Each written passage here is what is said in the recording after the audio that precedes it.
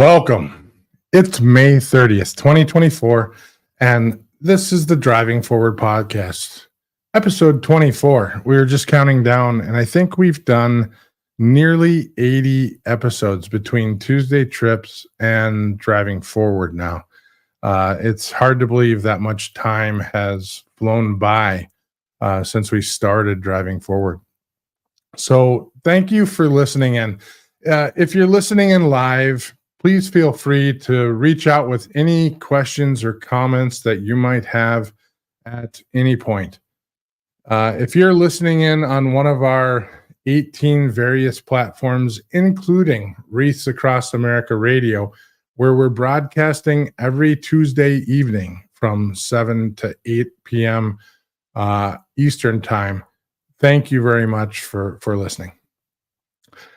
In my career, I've often felt that we've had a disconnect between the path from high school to the driver's seat. There's not a clear connection between graduation from high school to becoming a professional driver. There's no clear pathway beyond becoming a professional driver in the industry to something else in the industry either. But I think I'll stay on topic for this portion of my introduction. In this episode, we'll be discussing the Safe Driver Apprenticeship Pilot Program, which is a lot of words put together. But the Safe Driver Apprenticeship Pilot Program is an initiative launched by the FMCSA under the Infrastructure Investment and Jobs Act. This is a 3-year pilot program designed to allow young drivers, specifically those aged 18 to 20, to operate commercial vehicles in interstate commerce under strict safety conditions and guidelines. The program aims to bridge the gap in the trucking industry's workforce by introducing younger drivers to interstate trucking while ensuring their safety and preparedness through comprehensive training and mentorship.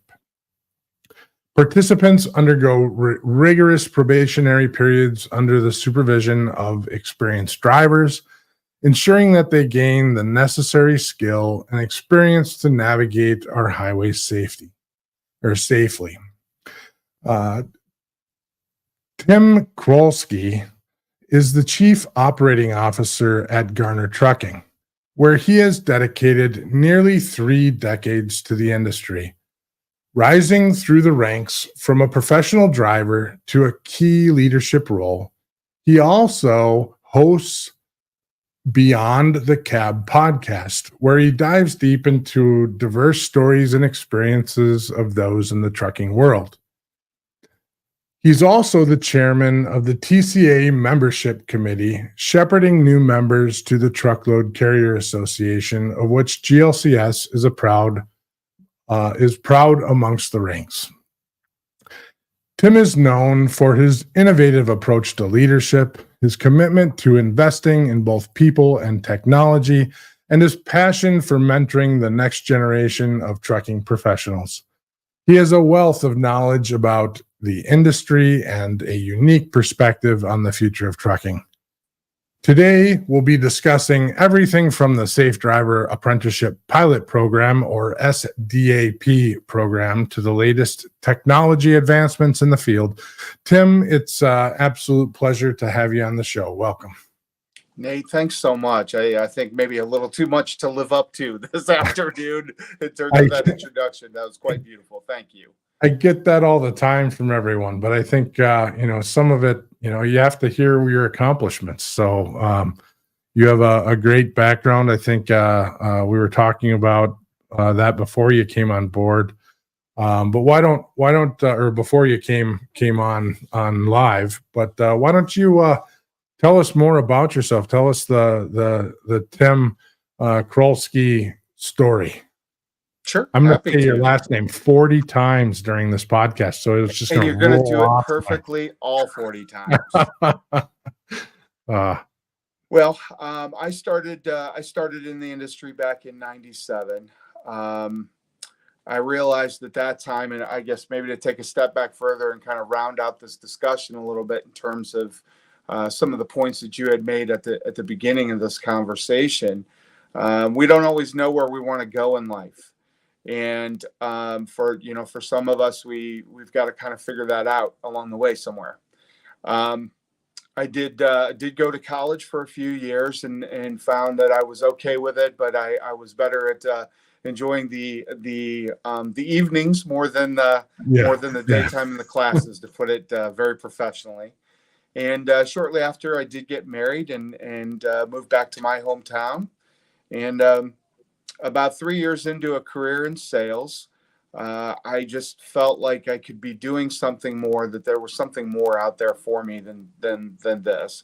And with the help and support of my wife, that really kind of talked me into to at least taking a look at this profession, I went and got my CDL. And after getting the CDL, came to work for Garner Trucking back in, again, '97, and drove over the road for 4 years, and it helped really blossom an entire career.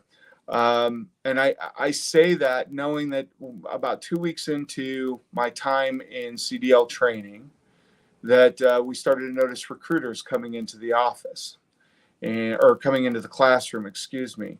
And those recruiters really represented a couple of things. Of course, they represented the company and whatever benefits that they were offering. But it also said to me, okay, there's a lot of opportunity outside of driving a truck. There's an entire industry of careers. And so about 4 years into my driving career, Garner decided that they wanted to have a full-time recruiter, whereas they had an HR person that handled the recruiting as well.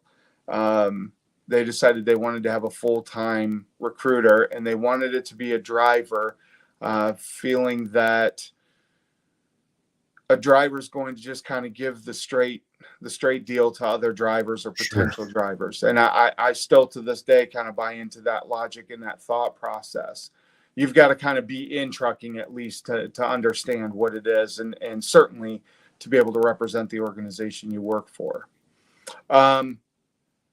So I was fortunate to be actually one of 20 that they looked at.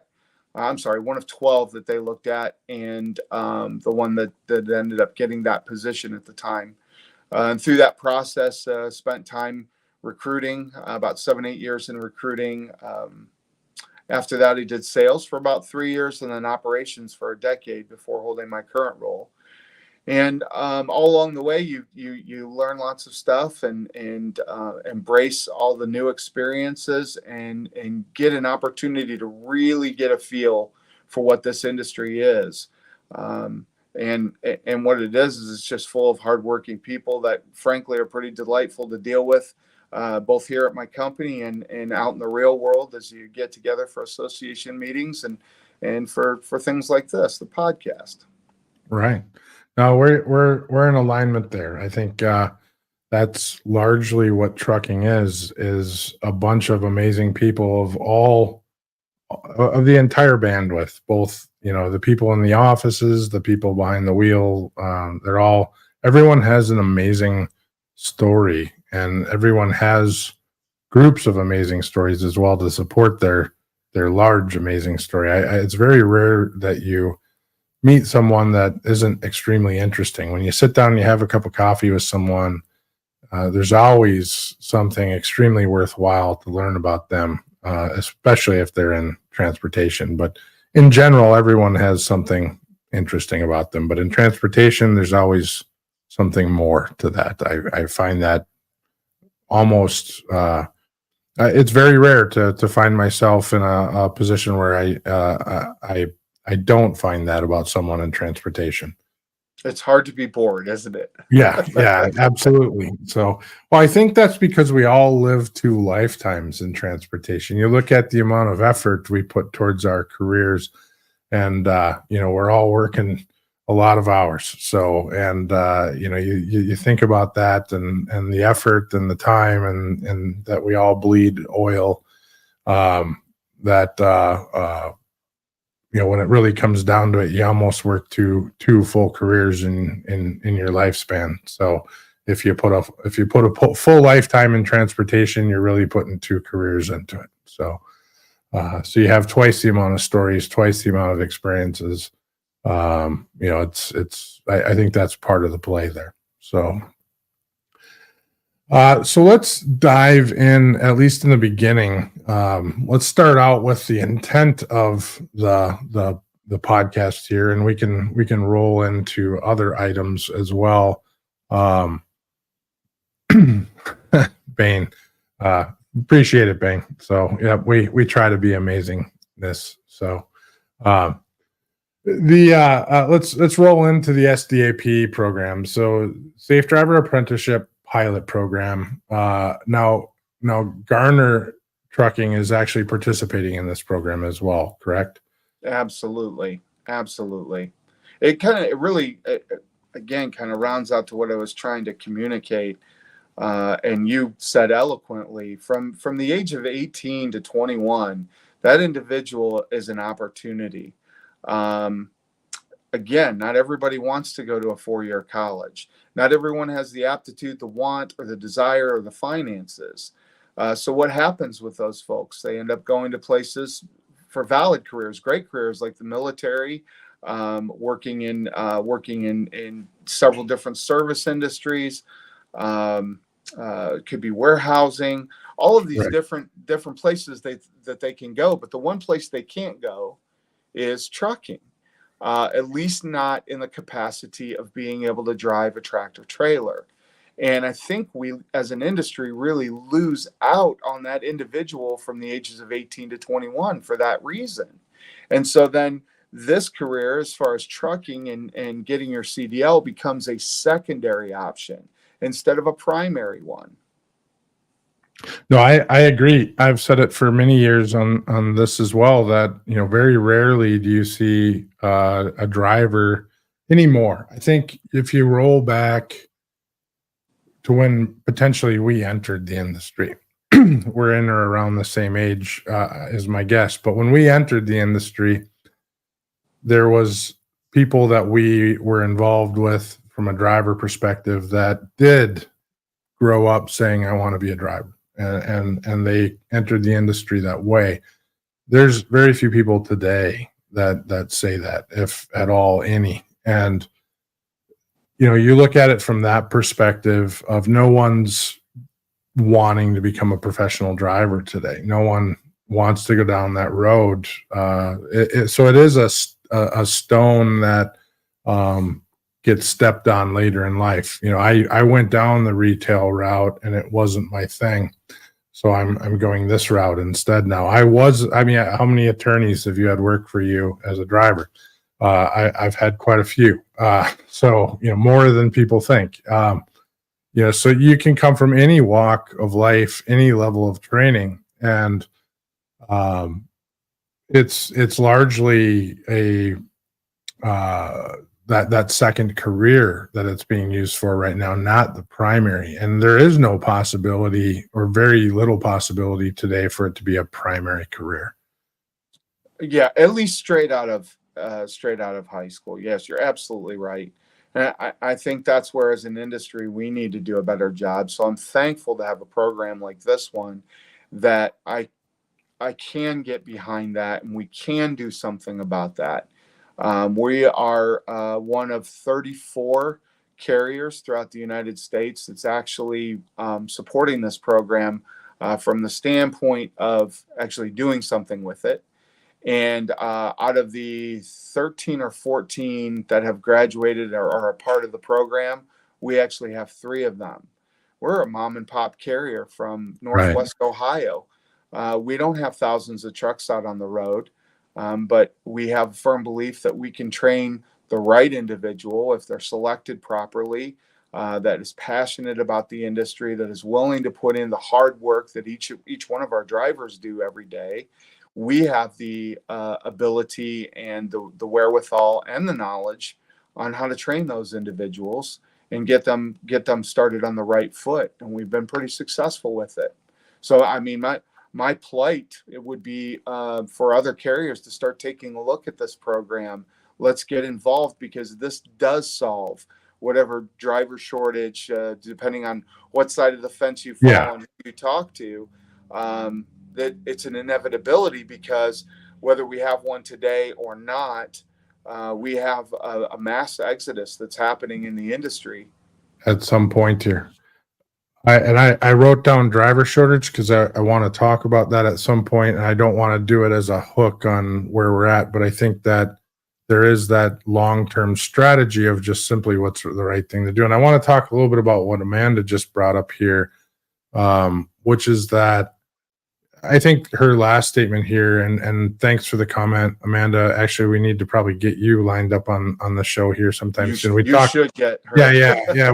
I was texting with her the other day at mid-year, because I was planning on sitting down with her, and she came in and out at the beginning part of mid-year, and I came in and out at the last part of mid-year. So we passed each other, but didn't get to chat. So, but we have to change the perception that trucking is last resort.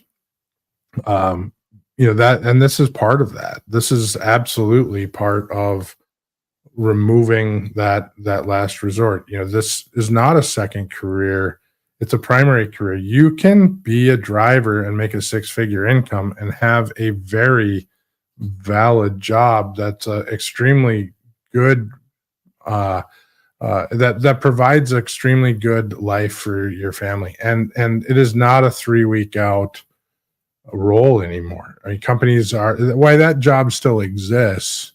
You can, drive for a fuel hauler. You can do LTL. You can do P&D locally. There's lots of avenues that provide in that upper echelon of pay that is different than what it was, when I got into the industry. And yes, you have to put your time in and be able to get to those jobs, but there's good jobs available for people, and starting early opens up the door. So, it opens up the door before the family gets in the way. You don't want to, me personally, I certainly wouldn't want to be driving over the road 3 weeks at a time, being out a long period of time. I know there's lots of guys that do that, and I completely respect that, but that's not a life that I think I could do today. So, I respect the guys that can do it. But there's,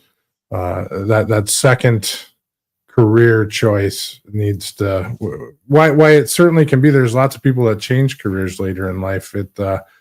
We need to find a way to make this the first career choice. It's not a dirty job. So exactly. I think there's a lot of organizations out there that are helping with that. You've got Next Generation Trucking, that they do a tremendous job of outreach and helping to build programs in different parts of the country. I think it's also up to the carriers too, though. You've got to get out in front of those students in high school and let them know there are opportunities. We, here locally, we try to get out to the local schools and have those conversations, at least on a career day or when invited to do so, with some presentation, because Nate, as you're pointing out, there's money to be made in this industry, and there's a great opportunity that takes a very short time to get trained and get trained well, and you can make a great living. Absolutely. I think, to your point, and I want to circle back, but I also want to talk about, if you bring on younger drivers, at some point, there is no career path beyond. There's not a well-defined career path in this industry outside of the truck. So if you start in the truck, how do you get out of the truck? You and I both got out of the truck. Mm-hmm. But how many people have we talked to over the years that say, how do you do that? How do you do that? And bringing in a younger driver opens up that opportunity, opens up the, if you have someone who's moved out of the office because they don't want to be in an office, to go drive a truck and operate in the truck in the field, moving them back into an office may be a challenge or the wrong move, but starting at a younger age, putting them on the road, learning that experience, and then career pathing them back into an office later seems like a good idea to explore that option. versus the inverse side of that. Why that may still work, but I mean, you're bringing in and training people up front on what's happening in the field, and then potentially bringing them into the office later on in their career after they have put a few years on the road. So that's another valid point on the career path outside of high school. So we're getting them behind the wheel sooner than later. So quick question though, or kind of getting back on path, so you have 3 drivers currently, is that what you said? Yeah. Actually, our first driver just turned 21 here within the last 2 weeks, and so now has actually completed the program. All 3 of these drivers, there is some obvious things that are pretty strong and kind of the same or closer to identical with all 3 of them. And what we've noticed, and our owner Sherry really pointed this out, the strength of the family that's supporting the ones that are behind these 3 drivers, it's pretty overwhelming. We've done a little celebration when they complete the training and get ready to get out on their own, and we've assigned them their first tractor. We want to gather with their family and celebrate that, and you see this genuine excitement that's coming from mom and dad and from grandparents, and in the case of our last graduate, he even brought his pastor, and so you see there's this tight knit support, which is exactly the same as what you need to be a successful driver at the age of 25 or 35 when you have a family. You've got to have that support system at home. So to see that, right at the age of 18, 19 years of age, these individuals really are getting set up for success right at the beginning. And as you point out, there's opportunity that will unfold for these individuals.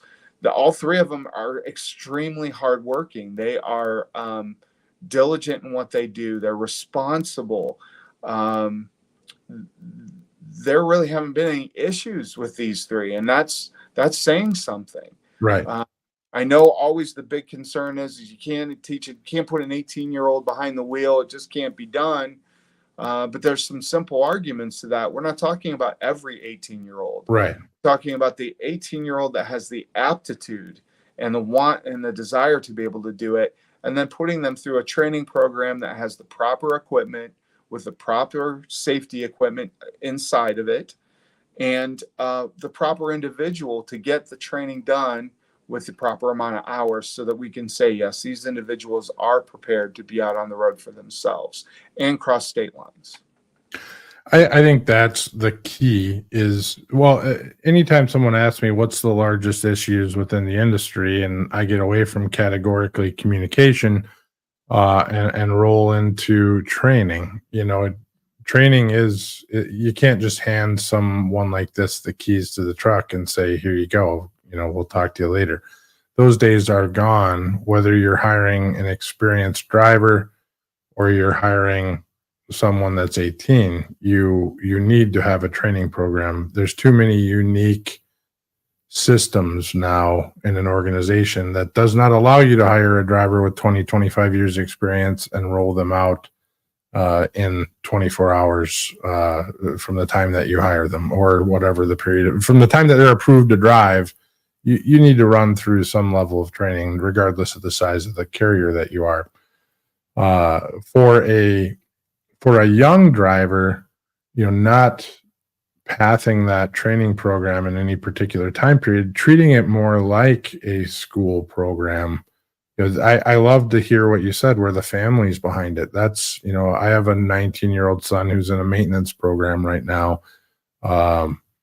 And, it's a 2-year maintenance program, and what's the difference between something like that and going through a program to be behind the wheel of a truck. So he's going to be working on some pretty heavy equipment where if he fixes something wrong, people can get hurt. It's an extensive program, and if the training is done properly, why is that any different than what's done with the driver going down the road. I don't see it. We'll certainly send them into the military and have them operate a large vehicle in the military with proper training. So, and I've met plenty of 18-year-olds that are perfectly capable of operating machinery. So they're probably more capable than a lot of people that are licensed to operate the machine in some cases. So what has your experience been with that training program? What does that look like? So again, setting the stage, you've got to have the right equipment. I do know that recently they kind of waived the rule for the inward-facing camera in the trucks to be compliant. And it was a barrier for some carriers. I kind of have a different perspective on that. I feel like you don't want to have just 75% of the view. You want 100% of the view. So we do have both the inward and outward cameras in the trucks, and we'll continue to have those. So that piece, I think maybe one of the most important parts, but the safety equipment that's inside there as far as adaptive cruise control, and some of the things aren't even required, but disc brakes and those types of things are, I think, all important features that we should be giving to those drivers. Let's set the stage and set them up properly to succeed. I think just as important, and I kind of alluded to this a little bit, is the individual that's going to take on the mentorship and the training of an 18 to 20-year-old driver. I'm 52 years old. I don't know that necessarily I can relate to an 18 to 20-year-old behind the wheel of a tractor trailer to complete the necessary hours and those types of things. So you have to have special individuals that are willing, not only willing, but able to do that and know that there's going to be some success there. We are pretty fortunate. We've had a training program, regular finishing program for a number of years. I'm a product of that finishing program back in the late 90s. And we've continued to grow and develop that. And this is just kind of the next leg in that. The next development is taking a look at a much longer training program for that driver that needs help from 18 to 20 to be able to finish out that training in the proper manner and proper way. But I think those are kind of the key components with it. Obviously, time is the easy part, right? Everything gets better with time. Anything you do gets better with time. So I think the important components is having them set up for success with the right equipment and the right drivers in the right space, and a constant flow of communication so that we know what's going on. I would not fib to you at all. We had 2 others that were in the program, and they didn't make it. They didn't cut the mustard. And that's up to our trainers to be frank and honest with themselves and the individual to say, okay, this isn't going to work, and here are the reasons why.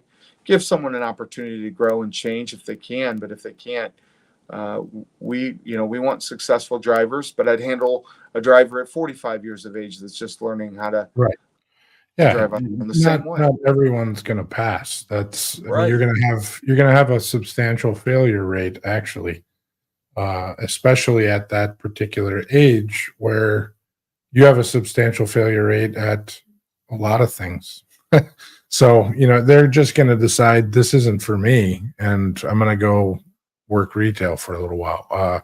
Maybe they'll come back to it, maybe they won't. But, as a new driver, I mean, you look at someone that's taking a new driver position to go get a CDL, they get behind the wheel of a truck and go, yeah, no, this is not for me. This is definitely not the lifestyle that I can handle.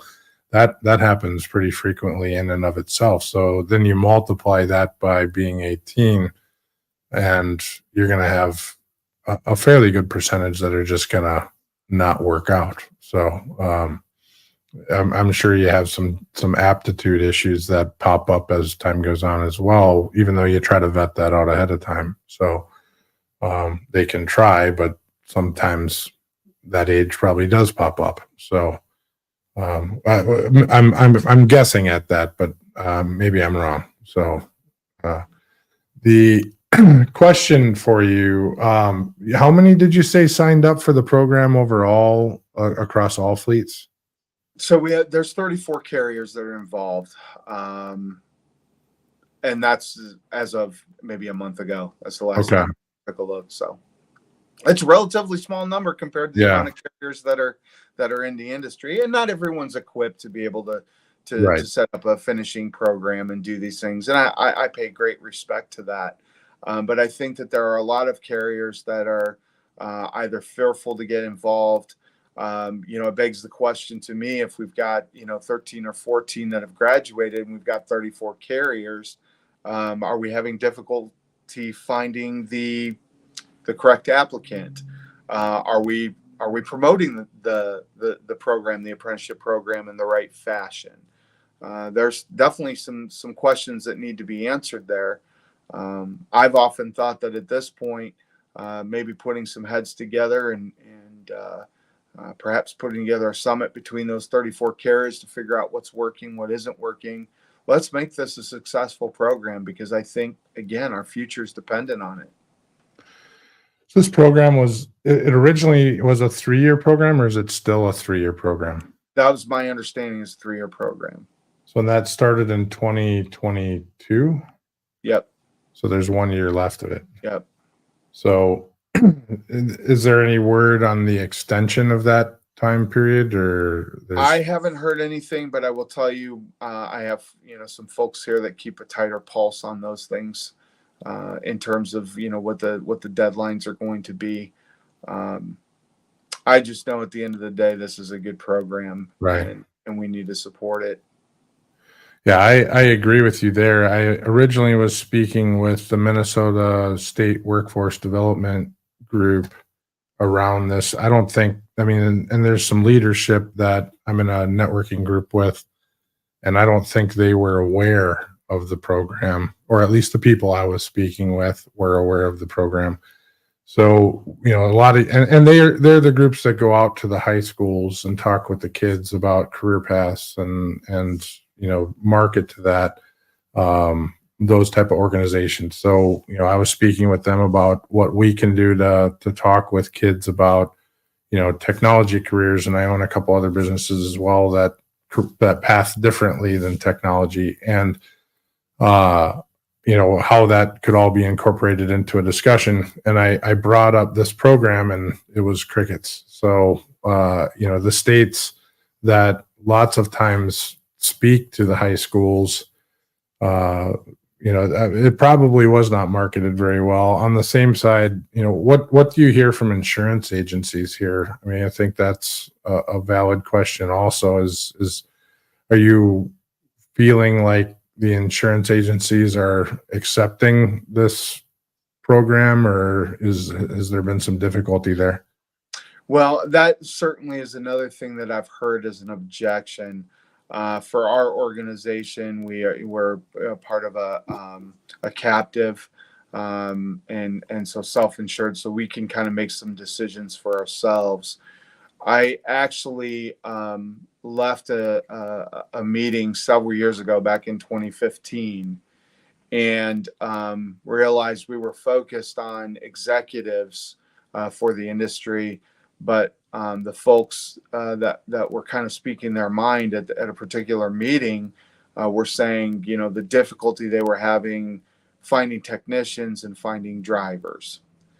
And it was clear to me that while executives are absolutely necessary, we need that top brass, and we need those individuals that are well educated to be able to read the data and understand where things need to go and how to move the needle. We also need the driver that's going to supply the revenue to be able to pay for those individuals, right? So I took it upon myself to really kind of think through that a little bit and put together a program here at Garner for an apprenticeship program, because of the fact that I necessarily don't have that barrier with the insurance company. And so we started to do something at least intrastate for a training program that involved apprentices under the age of 21. My only thought or question with that is I think that sometimes there's a natural assumption that that insurance company is going to be a barrier. And that may or may not be the case, but if you're not asking the question, then you don't really know. Right. No, that's a fair point. And there's no data here yet, so there's assumptions. And I suppose the only data that they have is based upon them driving intrastate or driving non-commercial vehicles, which Right. is not the vetted driver. There's certainly, I think Attree put forth a study that was pretty solid towards this program. So, there's plenty of reasons why this program looks very good over the long period of time with the proper vetting and the proper training. So, and we've not heard, why there's not a large pool of drivers here to get data from yet. We haven't heard anything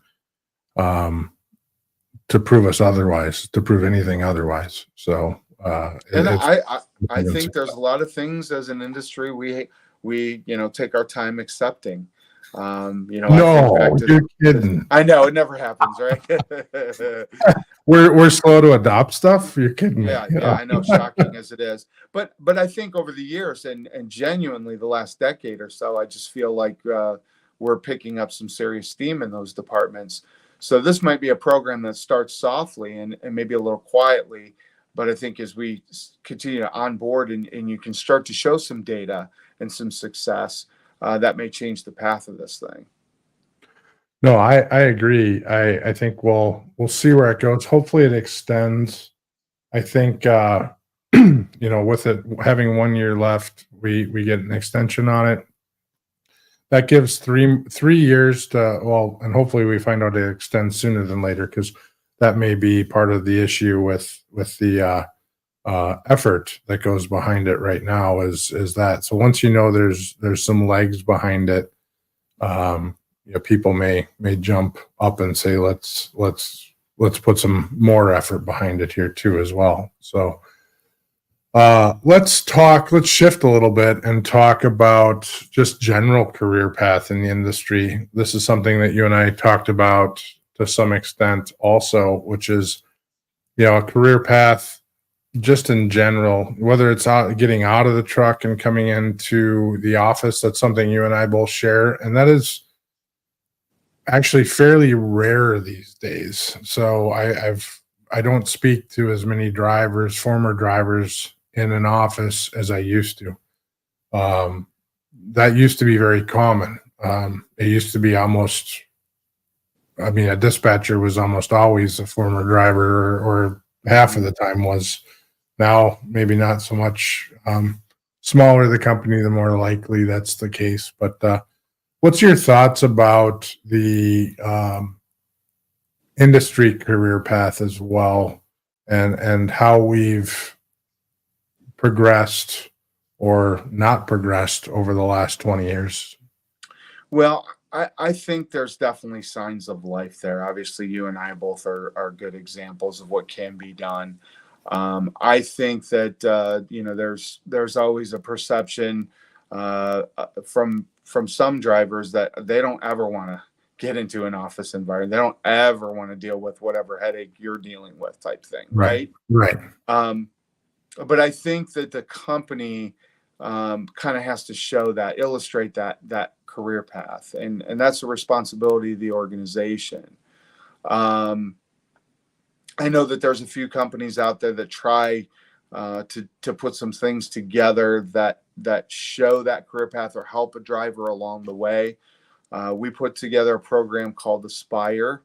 It started last year, and it's a program for everyone. And basically, it looks and smells like a 4-year college degree, but it's all in transportation.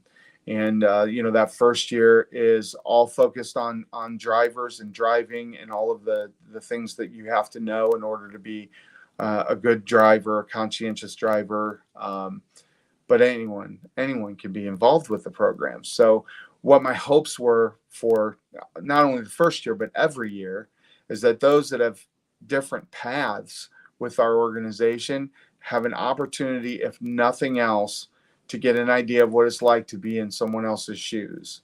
And we're starting to see that happen. It's been about a year and a half now that we've had this program rolled out, and we have several graduates of the first year, and we've got several that are working on graduating their second year. And in fact, next week we're going to celebrate some of those first and second year graduates. But what the program is designed to do is educate in different areas of the industry. So you've got that driver career path. So we spend the first year doing that portion of things and teaching those things. But then it moves on to technicians, and it moves on to IT, and it moves on to management, operations, and even leadership for that final year. And what the hopes are is that we do start to kind of cross blend a little bit, and we start to empathize a little bit more with one another, and also that we illustrate ways and paths that you can take to get a better understanding, so that you can take those stepping stones and come into the office when those positions are open. I also think, and this is certainly true in my case and several others that are here in the building, being given the opportunity as a driver to be considered for some of those roles, come in and do the things that need to get done, turn in the resume, do the interview, and go through those processes. And all of that is relevant too. And I think it helps to kind of support the point that you're trying to make, Nate. No, I think that, so Aspire, so that program sounds great. So I've worked with somewhere between 1,500 and 2,000 trucking, both asset, non-asset companies throughout the industry. And I've heard of similar type programs, but maybe not as well crafted, or not as crafted in the mind of year over year training. Maybe that's condensed into a much smaller program than what you just described. Is Aspire a program that Garner put together, or is that it's fully your program? So yeah. Great. Yeah. So I have there's some very smart people that work here, and those folks were the ones that you can share a dream with, and they can make it a reality. And the individual that helped to put that program together, kind of the roots of it, she was a former teacher, and so that helped. And the individual that takes care of it now was a former teacher. Yeah. And so those elements are there. But we knew it needed to be all encompassing. We wanted to focus on one path for each year instead of it being this hurry race to the finish type situation. It comes with some financial incentive along the way, and then some financial incentive once you complete each year as well. So it took a long time to put together. It took a lot of hard work, based on, some vision and some dreams. You have to have the people that can make it a reality. And thankfully we have those individuals. Something that you don't think about when you step back and you get, absolutely, we want a career path people to trucking. I think we get the career path to logistics and to supply chain, but we don't get a great career path to trucking. But then you look at this scenario where you have the second career of teachers, and you get that skill set that you would normally not have if you would have went directly into trucking. And because you get this melting pot of skill sets in trucking, you get this amazing ability to do things that you probably wouldn't normally be able to do in an organization like Garner Trucking, unless you meticulously went out and hired a group of people or an organization externally because you had an idea. Instead, you have been able to hire people who have these skill sets. So that is a positive of the an unintended circumstance of having the second career status that we currently have. So you end up getting skill sets that you don't necessarily always intend to have. So I had a gentleman that was in operations for me, who had a master's degree in English. And man, could that guy craft up a message. He was excellent at wordsmithing anything. You never would have thought that you needed that, or that how valuable that would have been. But that's another example of just, you wanted something written, have the guy with the master's degree in English write it up, and it would be quite amazing. So, I had a mentor many years ago that used to say a certain phrase all the time, and it's stayed with me for probably 12, 13, 14 years now. And that was that I don't need to know how to fix the watch. I just need to know someone who does know how to fix it. Yeah, exactly. Yep. I used to say it's about who you know, but now I say it's about who knows you. But largely he's correct. It's you just need to know where to go. So, Aspire, kudos to Garner Trucking for putting that together. It sounds like an amazing program. I'm curious to hear more about that as you guys continue to develop that and grow your team beyond year 2 into 3 and 4 with it, and see how that impacts the organization, how it career paths people in various different ways, if not just the education side. So education, I think, is everything, and it's something that we miss out as an industry. So all right, a couple other quick questions here, then we'll move on to another topic.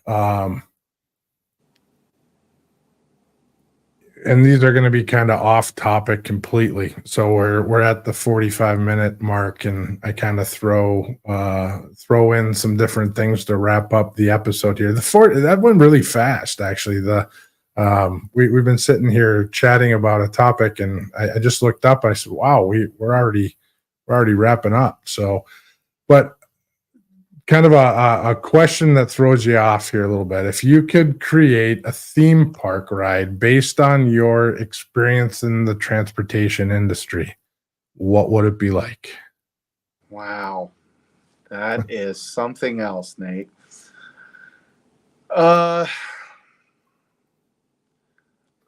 Whatever it is, however it was designed, I would say that the up would take longer than the down. Fair enough. Yeah, I can. I mean, I was almost expecting you automatically to go to the roller coaster. So, I'm leading into that with this because I'm going to do a shameless. I don't typically do a lot with GLCS, but I'm going to do a shameless.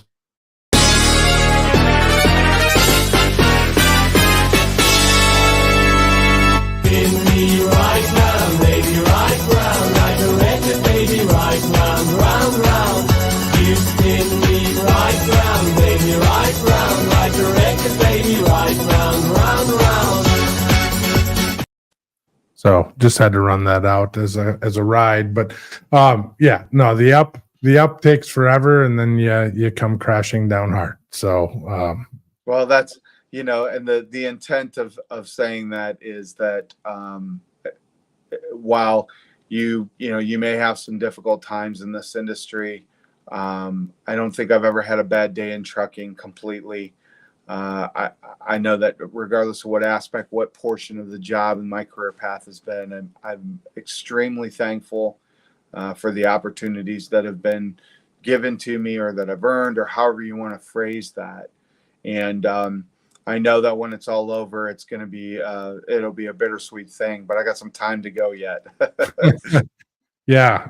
No, I've got a while myself. So it probably will never. I'll run it out till the end. I don't think I'm one that's ever going to retire. So I'll keep tinkering with things until I can't tinker anymore. So it's just going to be what it's going to be. So I'm gonna wrap up with a slightly different topic, kind of moving into a topic that I've started bringing up over the last week or so. Opening with 80% of communities rely exclusively on trucking to receive their goods. 8.4 million people are employed in trucking related jobs. 72.6 of all U.S. freight is moved by trucks. And 98.5, this is actually a pretty interesting statistic, 98.5% of pollutants have been eliminated from truck tailpipes over the last 40 years. Trucks are 60 times more clean than what they were in the 90s. So it's a 1 to 60 ratio from, I think, 1998 till now. Trucking has always been America's backbone, but remember, it's come a long way. And nothing without trucking tells the story of trucking. It's an essential industry for America's growth and a key player for innovation. I have a little video here. I'm going to run it. It's about a minute long, and then we'll talk about nothing without trucking for a little bit.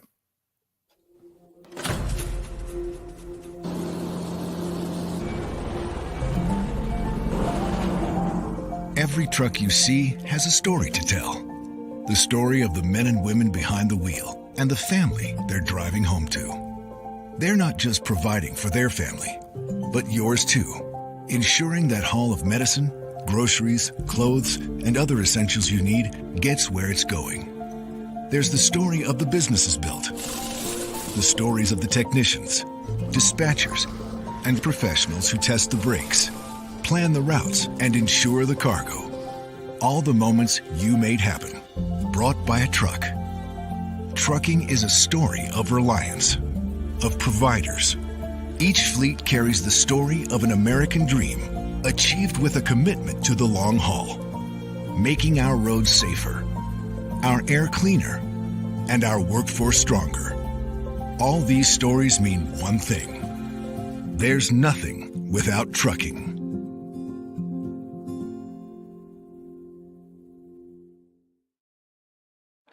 So that's a relatively new initiative. It's pushed by the ATA. I found out about it about a week ago. You and I were just talking about it, Tim. It's something that resonated really strong with me, largely because of a variety of things that I do. So, and I came up with a couple of different sayings on it that I've talked about on other episodes, but wanted to ask you a couple questions around nothing without trucking. What is the most rewarding part of working in the trucking industry? By far, it's the people. By far. I as an industry, and of course, probably you and I will both be very biased about this, but the fact of the matter is I can't think of more salt of the earth, beautiful people that are willing to help one another. And this is an industry that's always been that way. You don't see the driver that's broke down and another driver stopping to help as much anymore, but those times were certainly the truth of the matter. And I know I even had those experiences while I was out on the road. Right. When you take a look at the passion and the amount of hard work that our drivers do, our technicians do, and staff, alongside of as big as ATA, getting to that front line and getting that message to DC so that we can take care of the things that we need to take care of and remain a good whole industry with legislation that makes sense. That statement, that phrasing really does say it all. No, I agree. Another quick question. What is a skill you never expected to learn working in the industry? How to use Excel spreadsheets. Yeah, and I bet you're pretty good at that too. Yeah, and sadly, almost all self-taught. I've taken some classes over the years and things, but it's scary what I can do versus what I was able to do when I first started. Sure. It used to just be cells that you type numbers into. Now you can do all kinds of stuff. Pivot tables, I'm sure. Yeah, you So, can make it happen. Yeah, absolutely. Let's wrap up. We didn't get to touch much on TCA. So do you have anything? We got a few minutes left here before I'll wrap up with final statements. And we should have you on again because we ended up talking about um, the SDAP the whole time. But let's put a few minutes into TCA because Yeah. I feel like we'd be misrepresenting our organization there if we didn't. So, Well, and I think that's an important thing. You touched on ATA, which a tremendous body of members, and I think TCA does the same thing, Right. but different ways, different paths for both organizations. And I was honored to become the chairman of the membership committee a few years back, and we've seen really great success with growth and making a lot of changes in terms of getting those committees together on a monthly basis and having those conversations regularly, staying focused on the membership, and those that have started, those that are brand new, and getting folks acclimated to what TCA is and what they're all about and the value proposition that they offer. And I think it's been successful in terms of retention. There's a great team of people over there that do a great job. I know that year over year, they're up by 2% in terms of membership, which in this environment really is saying something. And, total of 811 members, you've got to have something that you're offering to those folks to keep them coming back. And I think that the TCA does that really well. So proud to be a part of that organization, whatever I can contribute as a board member and as a chair of the membership committee. It's been a great ride and just a great organization, great group of people that really care. And again, that's salt of the earth. You go to convention, you're seeing old friends. You're embracing, you're learning things, and it's a group of individuals that care as much about their success as they care about your own. I think that's we very quickly joined ATA for that exact reason. When we started attending ATA events, it was old friends. So we walked in the door and it was everyone that we knew. It was very easy to see us becoming a part of the organization. So I agree completely with you there. And we've enjoyed. We're probably not active enough, and I know we've talked about that, but I think as we're getting more tenure, we're speaking with people and we've become more involved with the profitability program and a few other things. So, but as time goes on, I think we'll be more active and more supportive of the organization, and we're appreciative of all things there. So, all right. Well, anything else to add on TCA? A lot of great programs. They've got a lot of things that they've rolled out here in the last couple of years. Everything from the Elevate program, starting those young executives on a path to getting them educated, because we need to have that industry education. To the professional drivers program that we have. They relaunch things and honor 5 drivers each year. That Highway Angels program.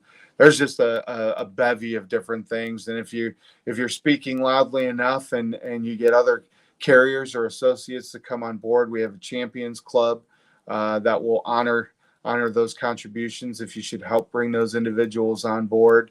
We just try to stay creative and rejuvenate and do things a little bit differently. And again, welcome those new members in any way we can. We did a karaoke for the last convention, which went over really well. And everybody had a lot of fun with it and a lot of great feedback from that particular event. So that's how you get new members involved. You make them sing. Give them a few drinks to make them sing.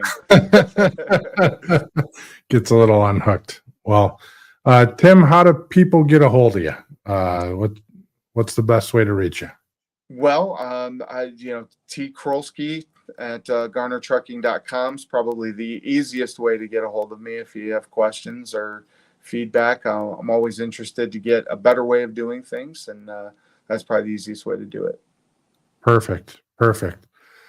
All right, I'm going to wrap up this week here, and if you don't mind hanging on, or if you got to go, that's fine too. I can catch up with you later. But this coming week, we have a lot going on. Actually, first, we'll leave that up. But last week we had Ed Burns on. Ed Burns from Burns Logistics. That was a great episode. We talked a lot about sales, a lot about sandcastles, a lot about life. So if you haven't looked at that episode, check it out. I really enjoyed talking about Ed Burns, and as I've now interacted with his father, I'm going to start calling Ed Burns young Ed Burns. So next week, we have a ton going on here at GLCS. On Monday, I'm at ATA NAFC. NAFC stands for National Accounting and Finance Council, and we can bring up the week upcoming events here. Yeah, there we go. That works. So I'll be in Cleveland on Monday, and I have a speaking engagement there. Following Monday, I'll be headed. I think Susan will continue to stay at NAFC for a couple of days, and I'll be headed down to FreightWaves, Futurist Supply Chain, to join Robert Bain for the remainder of that event. We'll be there through Wednesday, or actually Thursday. I think we don't fly out until Thursday. Home Delivery World, we'll have Mike Turner and Zach Barnhouse at Home Delivery World next week. So they'll be there for the whole event as well. On June 20th in Minneapolis, we have our inaugural freight movement event sponsored by TA Dedicated. For an evening of networking and fun, look up Freight Movement on LinkedIn and check out the events to sign up. Next week, Driving Forward podcast is going to come from you live from FreightWaves, Future of Supply Chain. Likely it will be live on Wednesday at 1 o'clock Central Time. If all goes well. Sometimes we don't have the best internet. If that happens, we'll go live, or we'll go bring up a recording most likely on Thursday at 1 o'clock. But we'll keep everyone apprised of the situation, and we'll see how that all wraps up. It's great having Tim on this week. I think there was a good discussion around the career paths available to drivers and others, and kind of the long-term view of how that may work in the trucking industry. I felt like I could have talked to Tim for another 2 or 3 hours. I had about 20 million other questions I was going to ask him, and I think I asked him one of the questions that I actually had down. So that was a good discussion. I appreciate everyone's time today. With that being said, we'll wrap this up. Stay curious, stay informed, and keep pushing the boundaries of what's possible. Until next time, drive forward with purpose and innovation. Thanks for watching.